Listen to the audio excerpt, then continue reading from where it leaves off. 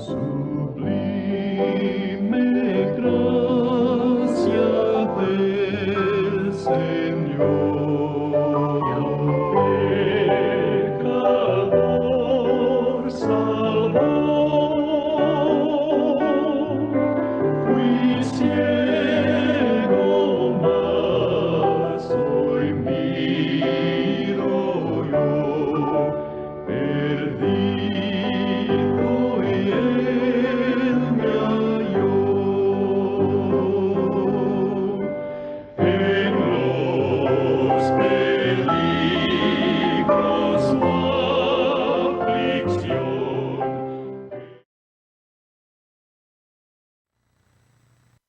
Muy buenas tardes a nuestros amigos y hermanos que están en sintonía a esta hora. Le damos una cordial bienvenida a su programa El Evangelio de Cristo a través de la Biblia. Deseamos que esta lectura y explicación de la palabra de Dios, tal como ha sido escrita, sea de mucho beneficio para todos nosotros y que ojalá usted pueda entender el mensaje de salvación también como las instrucciones entregadas por el Señor a través de su palabra para la iglesia. También estamos ofreciendo, como siempre, de forma gratuita y totalmente sin ningún compromiso, estos cursos bíblicos de la serie Emaús, que son cursos sencillos que le van a ayudar a usted a entender mejor lo que es la palabra de Dios. Estos libros no reemplazan de ninguna manera el estudio bíblico sistemático que usted debe llevar como creyente, sino le ayudan para entender aquellas partes más difíciles que a veces usted no puede comprender. Como digo, estos cursos son sin compromiso, absolutamente sin ningún compromiso, son gratuitos y además de ello son sin tintes sectaristas, porque no estamos para hacer sectarismo, sino solamente para entregar la palabra de Dios a todo aquel que quiera leerla, que quiera estudiarla. No hay ninguna condición para que usted pueda estudiar estos cursos. El único compromiso que usted hace es con el Señor y con usted mismo de querer conocer mejor. Así le invitamos cariñosamente para que se acerque a nosotros llamando al teléfono que sale ahí en pantalla, como también al correo electrónico que aparece en su pantalla o escribiendo a la casilla 9 del correo de Lota, Cursos Bíblicos Emaú, y también puede ir directamente al Pedro Aguirre Cerda 189 los días miércoles, viernes o domingo a las 19 horas para solicitarlo o dejar el encargo acá en el mismo canal. Así, diciendo esto, vamos a continuar con nuestro estudio que tenemos de la palabra de Dios en la primera carta del apóstol Pablo a la iglesia en Corinto. Estamos estudiando en el capítulo 16, el último capítulo de la primera carta del apóstol Pablo a los Corintos. Dice así: en cuanto a la ofrenda para los santos, haced también vosotros de la manera que ordené en las iglesias de Galacia. Cada primer día de la semana, cada uno de vosotros ponga aparte algo, según haya prosperado, guardándolo para que cuando yo llegue no se recojan entonces ofrendas. Y cuando haya llegado a quienes hubiereis designado por carta, a estos enviaré para que lleven vuestro donativo a Jerusalén. Y si fuere propio que yo también vaya, irán conmigo. Iré a vosotros cuando haya pasado por Macedonia, pues por Macedonia tengo que pasar. Y podrá ser que me quede con vosotros o aún pase el invierno para que vosotros me encaminéis a donde haya de ir. Porque no quiero veros ahora de paso, pues espero estar con vosotros algún tiempo, si el Señor lo permite. Pero estaré en Éfeso hasta Pentecostés, porque se me ha abierto puerta grande y eficaz, y muchos son los adversarios. Y si llega Timoteo, mirad que esté con vosotros con tranquilidad, porque Él hace la obra del Señor así como yo. Por tanto, nadie le tenga en poco, sino encaminarle en paz, para que venga a mí, porque le espero con los hermanos. Acerca del hermano Apolos, mucho le rogué que fuese vosotros con los hermanos, mas de ninguna manera tuvo voluntad de ir ahora, pero irá cuando tenga oportunidad. Velad, estad firmes en la fe, portaos varonilmente y esforzaos. Todas vuestras cosas sean hechas con amor. Hermanos, ya sabéis que la familia de Estéfanas es las primicias de Acaya y que ellos han dedicado al servicio de los santos. Os ruego que os sujetéis a personas como ellos y a todos los que ayudan y trabajan. Me regocijo con la venida de Estéfanas, de Fortunato, de Acaico, pues ellos han suplido vuestra ausencia, porque confortaron mi espíritu y el vuestro. Reconoced pues a tales personas.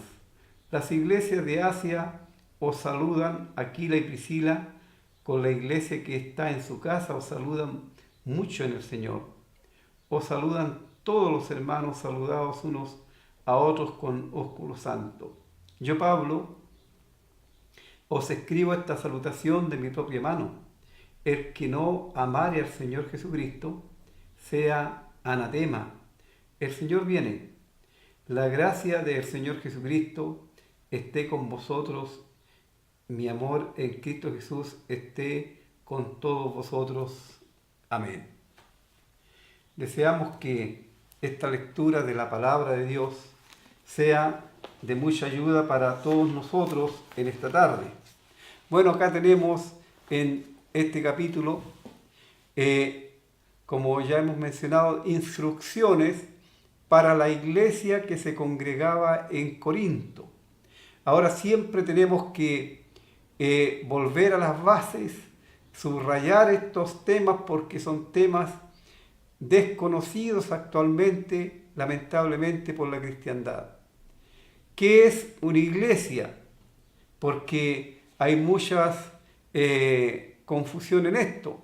Una iglesia, cuando el apóstol Pablo está escribiendo a la iglesia en Corinto, no está escribiendo a un edificio, está escribiendo a un grupo de personas que antes estaban destituidos de la gloria de Dios, pero que escucharon el mensaje del Evangelio, el Evangelio que es la buena noticia de parte de Dios, que Dios amó de tal manera a las personas que para salvarles del juicio por el pecado que les separa de Dios, Él envió a su propio Hijo, y el Señor Jesucristo, muriendo en la cruz, Él solucionó de una forma definitiva el problema del pecado. Y todas aquellas personas que en Él creen tienen vida eterna, pasan de muerte a vida, ya no están bajo el juicio condenatorio de Dios porque han sido justificados por la fe. Y la palabra de Dios dice que justificados por la fe tenemos paz para con Dios. Y esta paz es porque la espada del juicio de Dios por nuestros pecados que pendía sobre nuestras cabezas ya no está. El juicio lo llevó el Señor Jesucristo en su cuerpo sobre el madero por cada uno de los creyentes en Cristo. Así, luego estos creyentes de haber confesado con su boca que Jesús era su Señor, que le habían recibido como su Salvador personal, ellos, en obediencia al mandato del Señor, se bautizaron, dando testimonio público de su fe. El bautismo no tiene que ver con la salvación. Yo no me bautizo para ser salvo, sino me bautizo porque soy salvo, para dar testimonio que he creído en Cristo, que ya le pertenezco a Él, para dar también una imagen en forma simbólica de lo que ocurrió en la cruz, para decir, el creyente cuando baja al agua, y esto entre paréntesis tiene que ser por inmersión, baja al agua, está diciendo sin palabras que ha muerto con Cristo. Cuando es sumergido en el agua, él está allí simulando la muerte de Cristo, y cuando emerge del agua está diciendo claramente que con Cristo ha resucitado para andar en vida nueva o en novedad de vida, que todas las cosas viejas, todas aquellas costumbres y pecados y cosas que hacía antes ya pasaron, que ahora tiene nuevas metas, tiene una nueva vida, esta vida reproducida por Cristo, le ha hecho una nueva creación. Y estos creyentes bautizados por Cristo forman la iglesia. Aquí no se trata de tomar un libro como una institución, como un centro de madre, un club deportivo, etc. No, aquí se trata de creyentes que fueron salvados por Cristo, que se bautizaron, y ahora ellos entran a la comunión de la iglesia local. Se congregan en una ciudad, en un sector. Pueden haber varias iglesias en una ciudad incluso. Y allí se congregan los creyentes al nombre del Señor Jesucristo. De eso se trata la iglesia. Y la iglesia no es una institución, digamos, de carácter social, sino espiritual. La iglesia no es una organización en donde dentro de la iglesia hay muchas organizaciones más. No, eso no corresponde, porque la iglesia en figura es el cuerpo de Cristo, y cada creyente pasa a formar parte de ese cuerpo como miembro de ese cuerpo, y la cabeza del cuerpo, la única cabeza del cuerpo es Cristo, nadie más. El vicario de Cristo aquí en la tierra, o representante de Cristo aquí en la tierra, es el Espíritu Santo, ningún hombre, sino el Espíritu Santo solamente. Así, eso es la iglesia, y eso era lo que había allí en Corinto, el conjunto de creyentes salvados por Cristo. No, tampoco la iglesia debe ser confundida con Israel. Israel es el pueblo terrenal de Dios, y las promesas y ordenanzas terrenales están contenidas en el Antiguo Testamento. A ellos fue dado la ley, pero la ley ya no está vigente, porque la ley la cumplió completamente el Señor Jesús a plena satisfacción de Dios, y leemos en la palabra de Dios que Él es el fin de la ley. Así la iglesia no se rige tampoco por la ley. Eso es muy claro y está muy bien definido en las Escrituras. Cuando nosotros queremos saber las cosas, las ordenanzas para la iglesia, no tenemos que ir al Antiguo Testamento, sino a las cartas del Nuevo Testamento. Allí están las ordenanzas. En el Antiguo Testamento está todo lo que tenía que ver con Israel. Así, entre todas esas ordenanzas, está aquí la ordenanza para la iglesia de cómo el creyente debe ofrendar. Dios no necesita dinero, pero sí la obra para la extensión, para la predicación del Evangelio, etc. Se necesitan recursos para la mantención de los locales donde se reúne la iglesia, para ir en socorro de los hermanos enfermos o que tienen diferentes problemas. Para todo eso se necesita el dinero, pero esto es voluntario, sin ningún porcentaje que Dios haya puesto como obligación, porque hoy día lamentablemente en muchos lugares se aprovechan de las circunstancias y le cobran el 10% a la gente, cosa que eso no corresponde, porque eso fue para Israel y tenía su razón de ser, pero ya eso no existe, no ocurre. Y aquí tenemos los principios en este capítulo de cómo se debe dar para el Señor, para la ofrenda.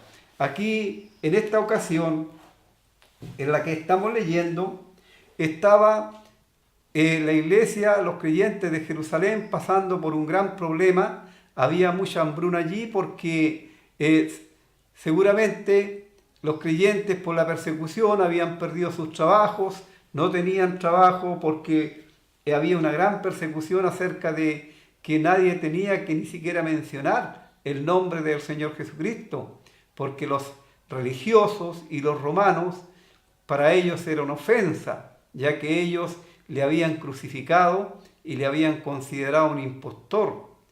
Entonces, incluso los sacerdotes y las autoridades religiosas de aquel tiempo de Israel le pagaron a los soldados para que negaran la resurrección de Cristo. Entonces hablar en el nombre de Cristo era una gran osadía. Había que ser muy osado. Solamente los apóstoles, por el poder del Espíritu Santo, ellos lo hicieron. Ellos hablaron y se plantaron allí delante de todo para decir que en Cristo, aquel que ellos habían crucificado, había vida eterna y perdón de pecados. Muy bien, aquí en la iglesia de Corinto, como en la iglesia de Galacia y como en todas las iglesias, dice el apóstol Pablo, se dio la misma ordenanza por el Señor.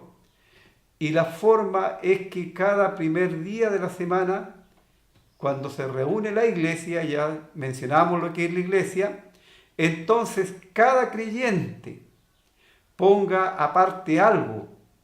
Y ese algo que va a poner aparte es conforme haya prosperado, conforme haya sentido en su corazón, no por imposición. Y de acuerdo, por supuesto, a lo que tenga, como vamos a ver más adelante en la segunda carta. Y que dé con alegría, porque Dios ama al dador alegre. Y obviamente cuando algo se impone, no hay alegría en ello, no hay satisfacción en ello. Dios no pone límites. Así, la referencia al primer día de la semana tiene que ver con el día domingo. Y llama la atención porque el Señor Jesús resucitó el primer día de la semana, el día domingo. La iglesia primitiva se congregaba el primer día de la semana para celebrar la cena, para el partimiento del pan, en contraste con lo que era la ordenanza de la ley, el que tenía que guardarse el sábado y no hacerse absolutamente nada el día sábado. Eso quedó totalmente descartado. Así se levanta esta ordenanza y es evidentemente que el sábado no recibe nunca este nombre, el primer día de la semana. Y esto está relacionado con el Pentecostés. Y el Pentecostés sabemos que era una fiesta de los judíos. Y la ordenanza es cada uno de vosotros. Se indica que tanto el pobre como el rico tenían la oportunidad y el gran privilegio de dar para la obra del Señor de acuerdo a sus posibilidades. Por eso dice cada uno de vosotros. Y esto, ponga aparte algo, es considerado por muchos como significando que ponían algo aparte en su casa, o sea, lo traían separado desde la casa para la reunión en la iglesia, y así cuando se hacía la recolección de la ofrenda, cada uno daba lo que habían apartado para el Señor, sin que el que está al lado de él supiera cuánto él o ella dio para el Señor, porque esto es algo secreto. Esto no es para publicarlo, no es que tenga que mostrar cuánto es lo que estoy dando para el Señor, no, en secreto, que no sepa tu izquierda lo que hace tu mano derecha. Y esto, por supuesto, indica que el aporte sea en proporción a la prosperidad y un creyente devoto atribuiría toda esta prosperidad a la bondad de Dios. El apartar sistemáticamente para guardar aseguraría que la asamblea no se encontrase de repente con un llamamiento de ayuda cuando el apóstol llegase. El fondo estaría ya preparado, los dineros estarían listos para ser distribuidos.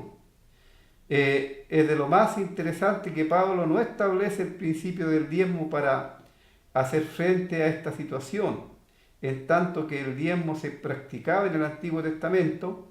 Las únicas menciones en los evangelios, aparte de la confesión del fariseo, están en Mateo 23, 23 y en Lucas 11, 42, donde el Señor pronunció unáis sobre los fariseos, en las epístolas no hay mención de diezmo, sino que cada uno da según haya prosperado y como propuso en su corazón. Eso lo vamos a ver cuando leamos en el capítulo 9 de esta misma carta y versículo 7.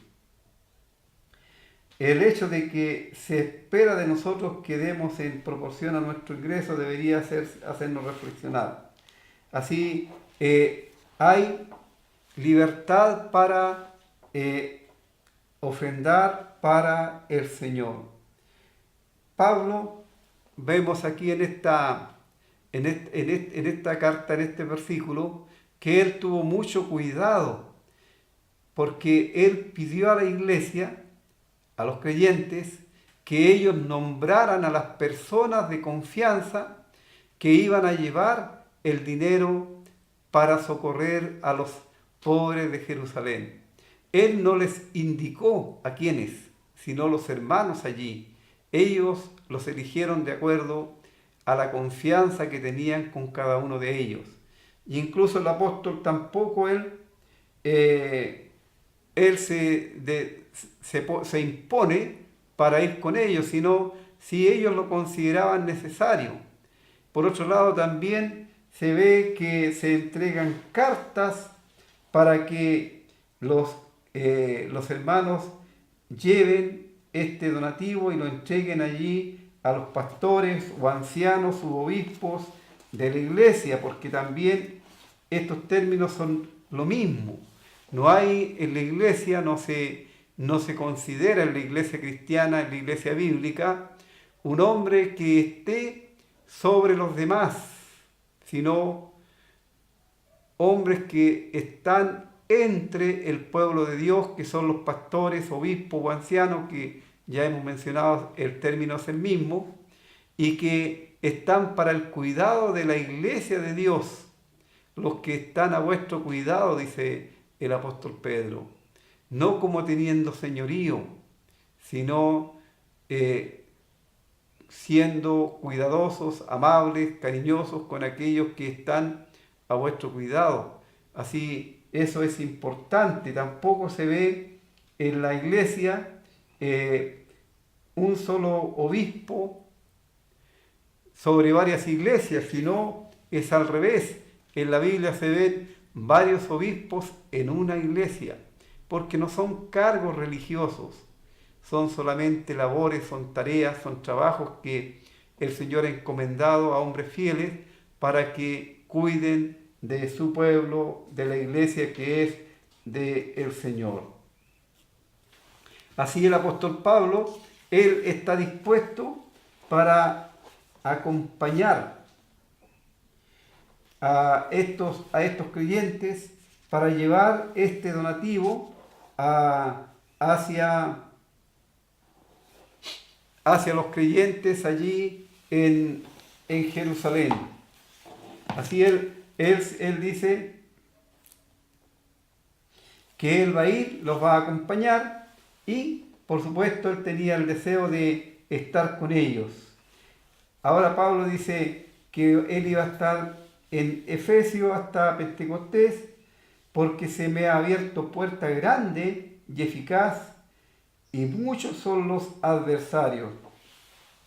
¿Qué significa esto? Que si le hubiese abierto puerta grande y eficaz, era la oportunidad que Dios le estaba mostrando al apóstol y entregando al apóstol allí en aquel lugar para que él anunciara el evangelio de la gracia de Dios. Aquí en Hechos, el capítulo 19, en Hechos de los Apóstoles, el capítulo 19, tenemos esta ocasión cuando el apóstol estaba allí en Éfeso, capítulo 19 del versículo 8 al 10.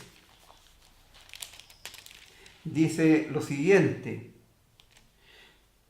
Aquí está Pablo en Éfeso y dice: entrando Pablo en la sinagoga, habló con denuedo por espacio de 3 meses, discutiendo y persuadiendo acerca del reino de Dios. Pero endureciéndose algunos y no creyendo, maldiciendo el camino delante de la multitud, se apartó Pablo de ellos y separó a los discípulos cada día en la escuela de uno llamado Tirano. Así continuó por espacio de 2 años, de manera que todos los que habitaban en Asia, judíos y griegos, oyeron la palabra del Señor Jesús. Y hacía Dios milagros extraordinarios por mano de Pablo, de tal manera que aún se llevaban a los enfermos los paños o delantales de su cuerpo, y las enfermedades se iban de ellos, y los espíritus malos salían. Pero algunos de los judíos exorcistas ambulantes intentaron invocar el nombre del Señor Jesús sobre los que tenían espíritus malos, diciendo: os conjuro por Jesús, el que predica Pablo. Y esto era a lo que se refiere el apóstol Pablo aquí. Puerta grande y eficaz, vale decir, una gran oportunidad de anunciar la palabra de Dios, el mensaje de salvación a muchas personas. Y Dios estaba obrando en los corazones, la gente estaba entendiendo el mensaje. Además, como estamos en los principios, Dios desde el cielo, Él estaba apoyando esta predicación del Evangelio con milagros y prodigios, vale decir, cosas que ningún hombre podía realizar sino solamente a través del poder de Dios. Y muchos creyeron allí, y muchos recibieron a Cristo. Se habla de ellos como discípulos. Un discípulo es uno que aprende de un maestro y que sigue a un maestro. Y por supuesto estos discípulos eran creyentes bautizados y que servían al Señor en aquel lugar. Así, por supuesto, Satanás no se duerme ni se queda quieto cuando ve que hay un anuncio del Evangelio de estas características y que personas pueden estar pasando de muerte a vida, ya que el diablo lo que le interesa es engañar, tener engañado incluso a través de la religión a las personas, tenerles engañado de tal manera que estén entretenidos y no conozcan la verdad del Evangelio, sino que crean las mentiras y así pasen sus vidas y vayan a la condenación, aún teniendo conocimiento de la palabra de Dios, pero sin haber nunca recibido a Cristo como su Salvador personal. Allí en Éfeso había gente así, y ahí vemos que habían unos que eran imitadores y que quisieron hacer lo mismo que el apóstol Pablo. Ellos querían echar espíritus malos afuera, pero ellos mismos no tenían el Espíritu Santo, ellos mismos no eran salvados, así no tenían ninguna eficacia. ¿Y qué pasó con ellos? Que fueron donde un hombre que tenía espíritus malos y le dijeron: te conjuro en el nombre de Jesús que predica Pablo.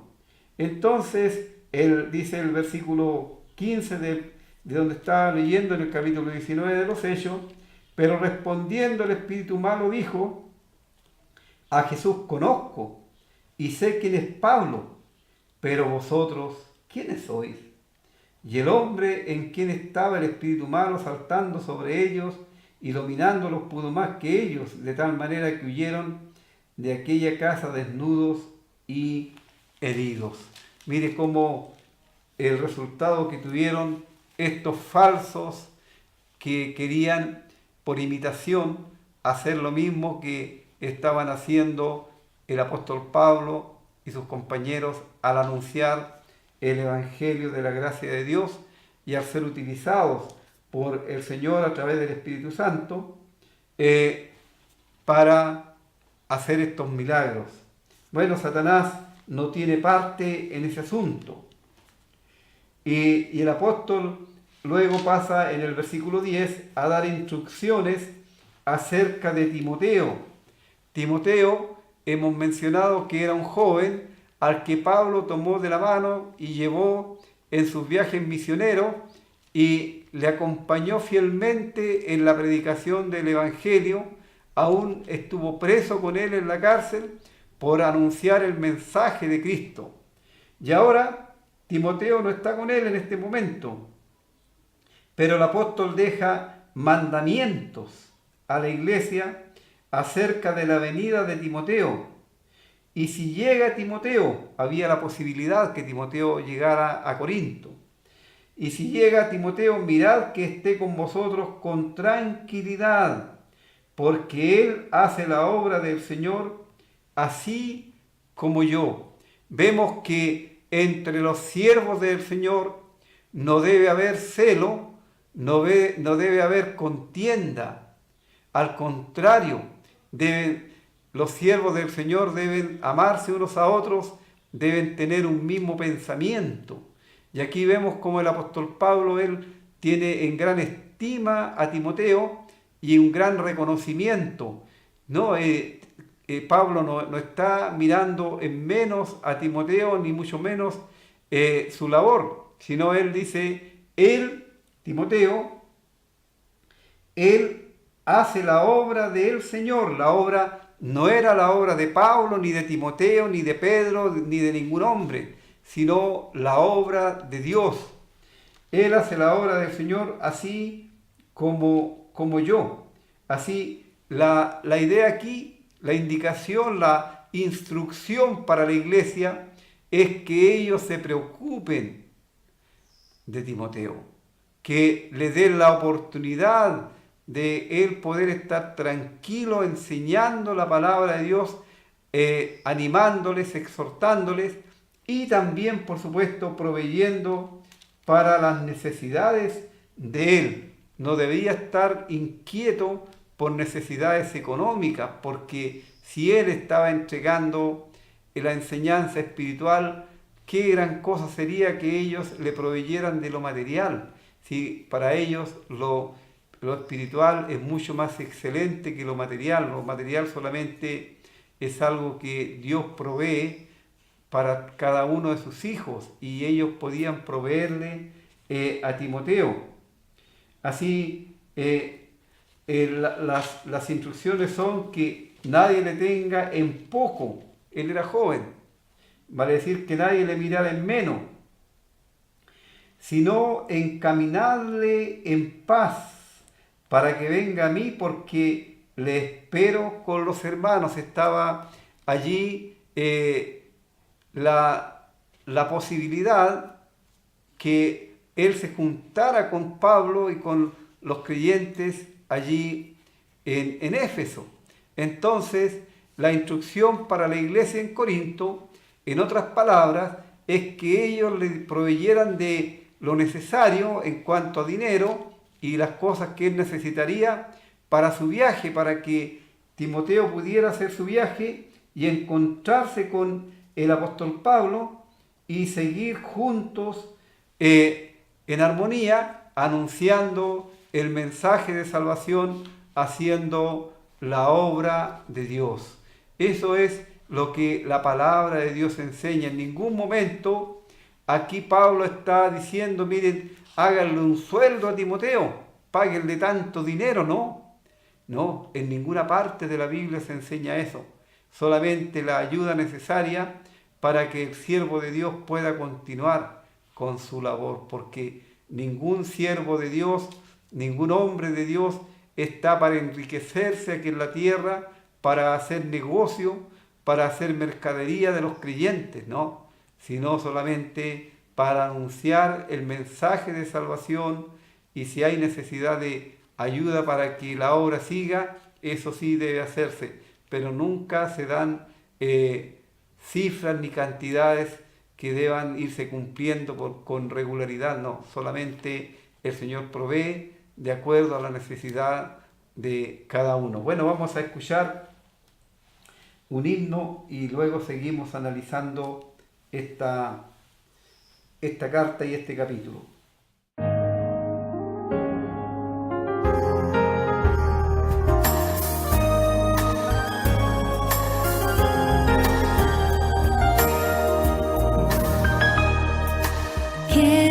ser salvo de toda maldad, tan solo hay poder en mi Jesús. Quieres vivir y gozar santidad, tan solo hay poder en Jesús. Hay poder, sí, sin igual poder en Jesús, quien murió. Hay poder, sí, sin igual poder en la sangre que Él vertió.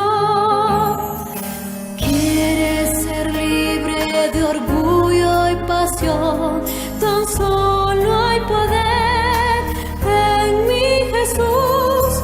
Quieres vencer toda cruel tentación, tan solo hay poder en Jesús. Hay poder, sí, sin igual poder en Jesús, quien murió.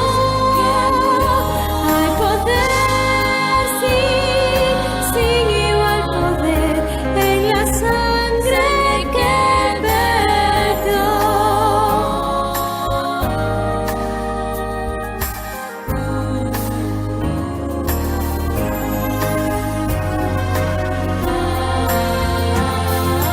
Quieres servir a tu Rey y Señor, tan solo hay poder en mi Jesús. Ven y ser salvo podrás en su amor, tan solo hay poder en Jesús. Hay poder, sí, sin igual poder en Jesús, quien murió. Hay poder, sí, sin igual poder en la sangre que Él vertió.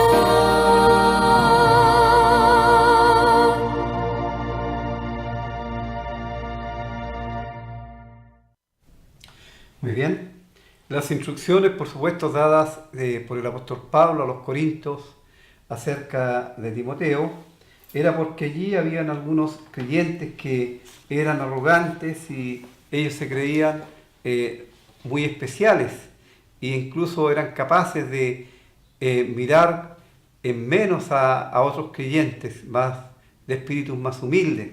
Así por eso les da esas instrucciones el apóstol. Luego en el versículo 12 habla acerca también de Apolos. Apolos era un siervo de Dios que estuvo allí en Corinto, un hombre muy elocuente en palabra, pero este hombre cuando llegó a Corinto no tenía mucho conocimiento de lo que era la palabra de Dios, porque recordemos que ellos no tenían la Biblia como la tenemos nosotros ahora. Entonces fue necesario que un matrimonio que estaba allí, los cuales le escucharon, le llamaron aparte, seguramente le invitaron a su casa y allí le ayudaron, le expusieron más claramente el camino del Señor. Y esto, por supuesto, fue muy beneficioso para Apolos. Apolos no fue orgulloso en no querer escuchar el consejo de otros hermanos, sino él los escuchó y esto le fue de mucho beneficio. Y en esa visita, Apolos, que era natural de Alejandría, este hombre quedó de volver a visitar a los creyentes en Corinto. Y Pablo dice que él le había pedido que fuera, pero las condiciones no eran favorables, no era la voluntad del Señor todavía. No es que Apolos tuviera mala voluntad de ninguna manera, sino que no estaban dadas las condiciones para que él volviese en ese momento a Corinto. Pero que lo iba a hacer, por supuesto que sí, lo iba a hacer en cuanto las cosas el Señor lo permitiera, en cuanto fuera la voluntad del Señor. Después de los versículos 13 al 14 tenemos instrucciones y exhortaciones a los creyentes. Y el versículo dice que se debe velar. Velad, pues, dice la palabra de Dios. Lo vamos a leer para verlo más exactamente, ese versículo en esta carta.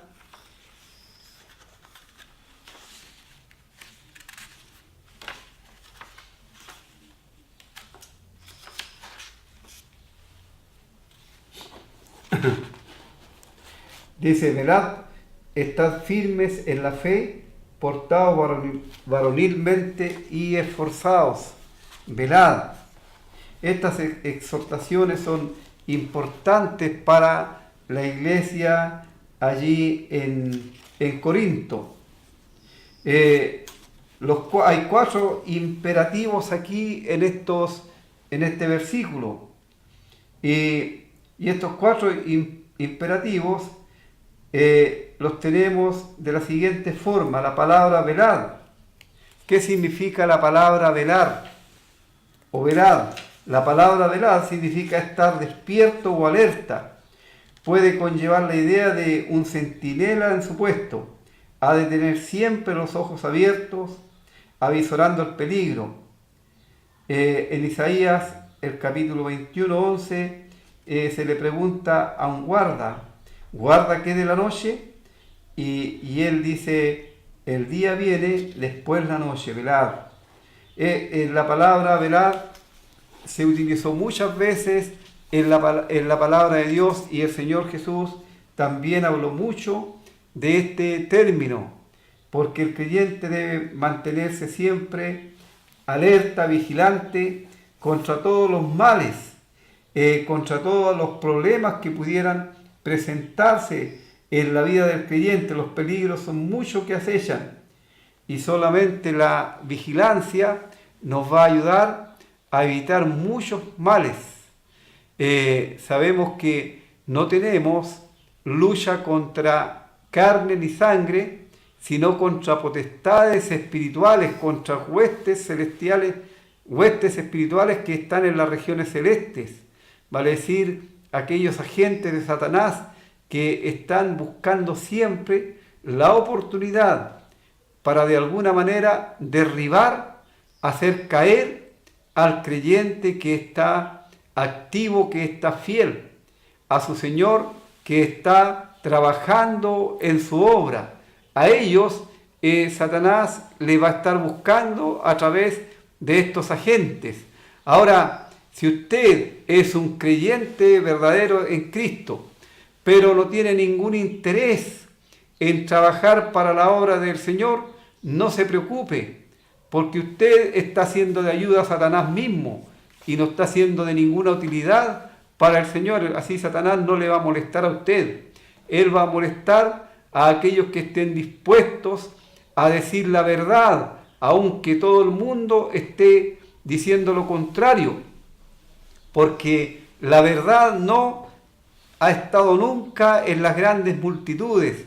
La verdad siempre ha estado en una pequeña minoría, en un pequeño remanente. Si no, usted haga un estudio en la palabra de Dios y se va a dar cuenta de eso.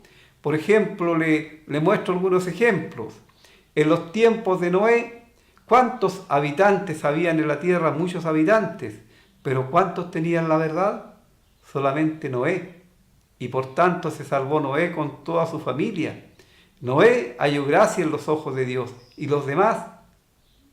Dice la palabra de Dios que Noé les advirtió del peligro, porque él, dice el apóstol Pedro, que era pregonero de justicia.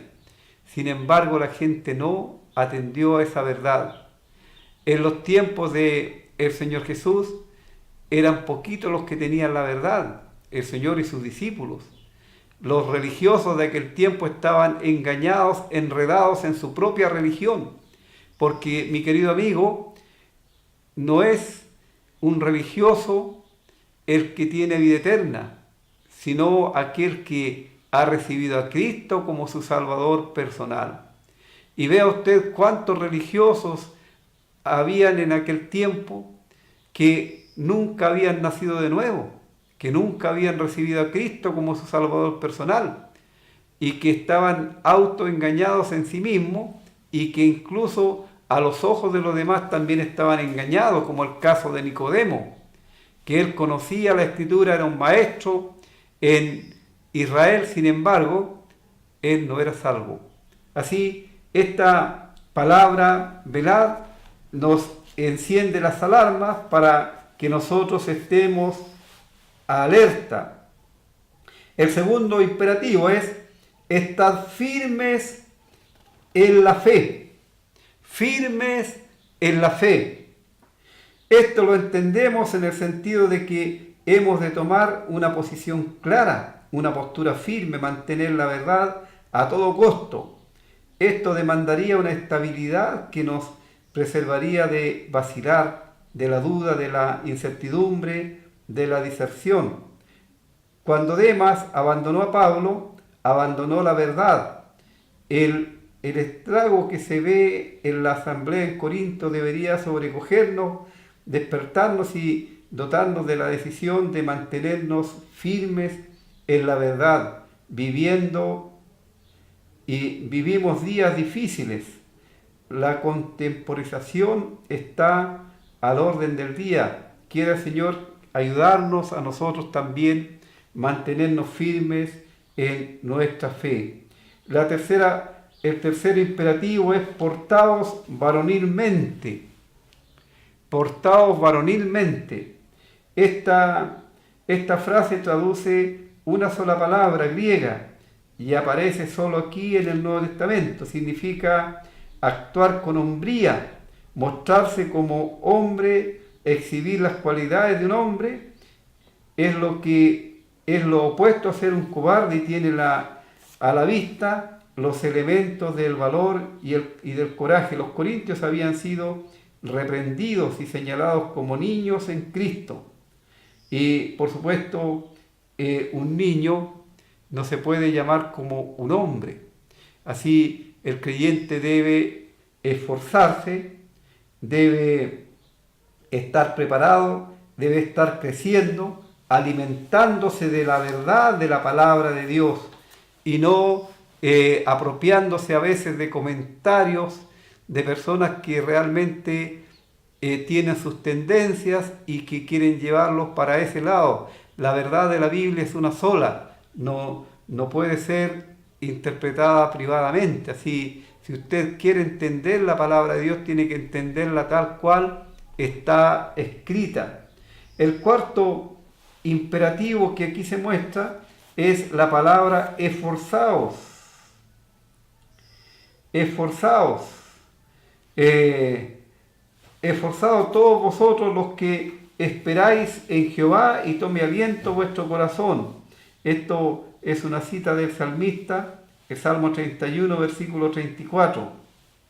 El esfuerzo que uno debe poner para mantener la verdad en alto, porque ciertamente cuando la verdad de las Escrituras se proclama, hay muchos que están en contra porque no quieren perder privilegios ni beneficios que reciben con las mentiras. Pero una persona que quiere servir al Señor, que quiere seguirle fielmente, por supuesto, va a esforzarse por tener siempre la verdad de Cristo. Esforzaos. Solamente de esa forma podremos mantener la verdad de Dios. Mire lo que Dios dijo a un hombre en la antigüedad. Esto es muy bueno porque debemos de considerar el consejo de Dios. En la antigüedad, a un hombre que iba a reemplazar a Moisés en el servicio para el Señor, Dios dice a Josué: esfuérzate y sé valiente. Luego en el versículo 7 de Josué capítulo 1 dice: Solamente esfuérzate y sé muy valiente para cuidar de hacer conforme a toda la ley de mi siervo Moisés te mandó. No te apartes de ella ni a diestra ni a siniestra, para que seas prosperado en todas las cosas que emprendas. Nunca se apartará de tu boca este libro de la ley, sino que de día y de noche meditarás en él, para que guardes y hagas conforme a todo lo que en él está escrito, porque entonces harás prosperar tu camino y todo te saldrá bien. Mira que te mando que te esfuerces y seas valiente. No temas ni desmayes, porque Jehová tu Dios estará contigo en donde quiera que vaya. Este fue un consejo dado para Josué, el cual iba a repartir la tierra a los israelitas. Y como a Israel le fue dada la ley, entonces Josué debía de esforzarse en cumplir, en conocer la ley para repartir la tierra con equidad y para servir al Señor también de buena forma. Ahora no tenemos que ver con la ley, como ya lo hemos dicho, pero sí el consejo es parecido, que nos esforcemos, que nos portemos varonilmente, que estemos alerta, que velemos.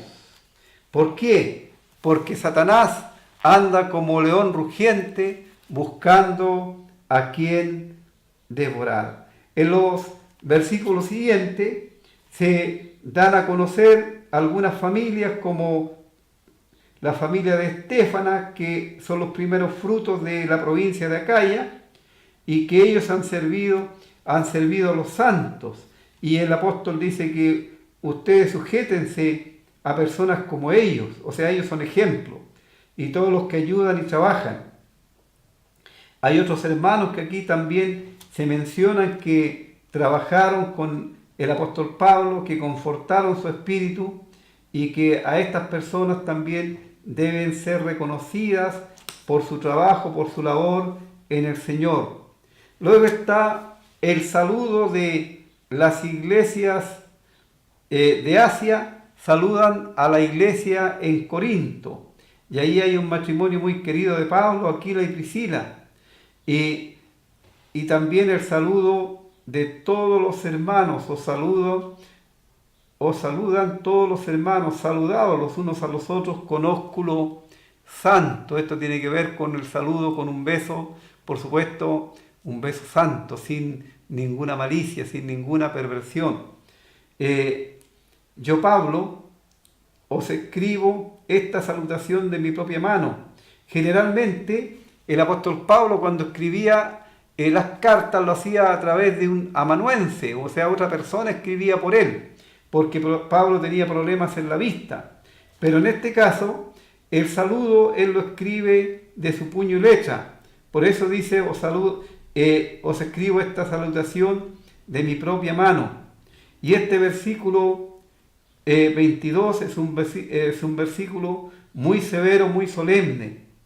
Y escuche bien lo que dice, porque este es un término del griego en el arameo. El que no amare al Señor Jesucristo sea maldito. Ese es el término. El que no amare al Señor Jesucristo sea maldito.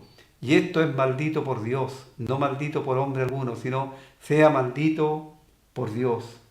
Y por supuesto está la despedida del apóstol Pablo. Se fija, querido amigo, que usted es deudor a la muerte de Cristo en la cruz. Él vino, murió por usted, para que usted pueda tener vida eterna, perdón de pecados. Si usted desprecia esa obra de salvación, por supuesto está cayendo bajo la maldición de Dios.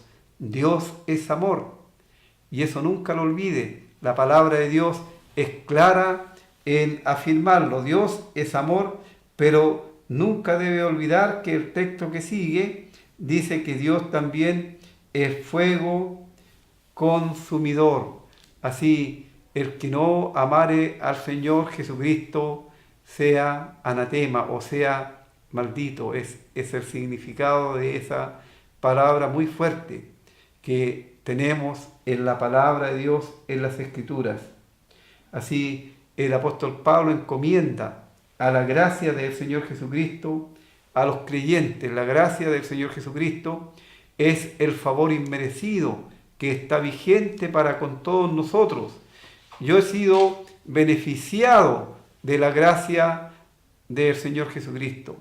La gracia de Dios y del Señor Jesucristo tiene que ver con que Dios, en su amor y misericordia, al pecador que merece la condenación por su pecado, al que merece el juicio por el pecado, Dios le da en forma gratuita la salvación por la obra, por los méritos del Señor Jesús. No desprecie, querido amigo, esta obra que el Señor hizo por usted.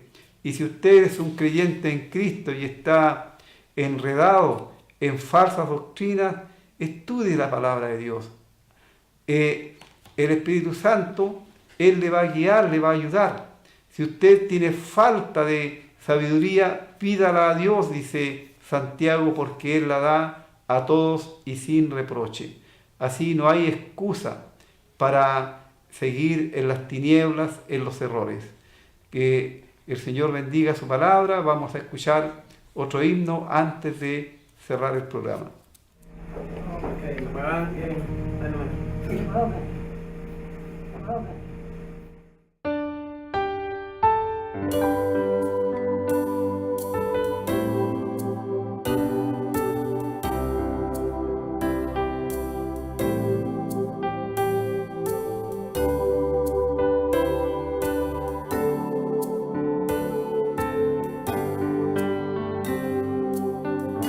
Dios le envió,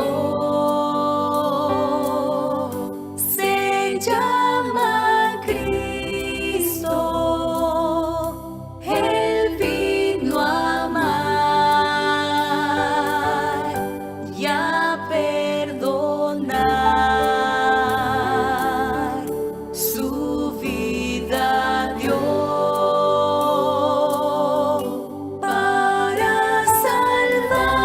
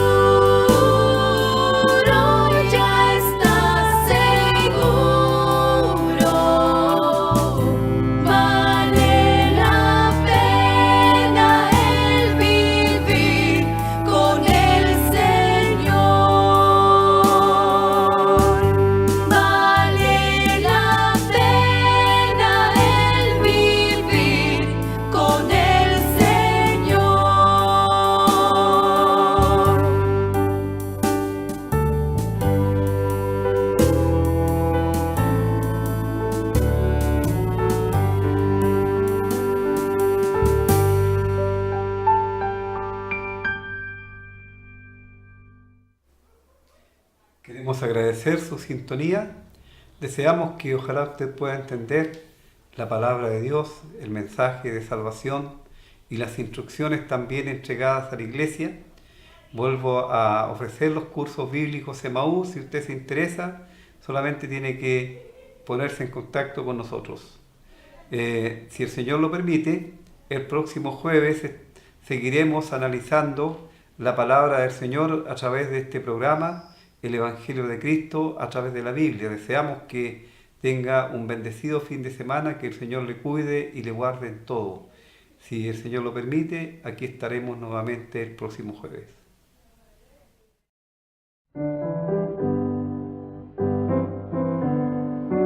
Sublime gracia del Señor, pecador salvador, fui siempre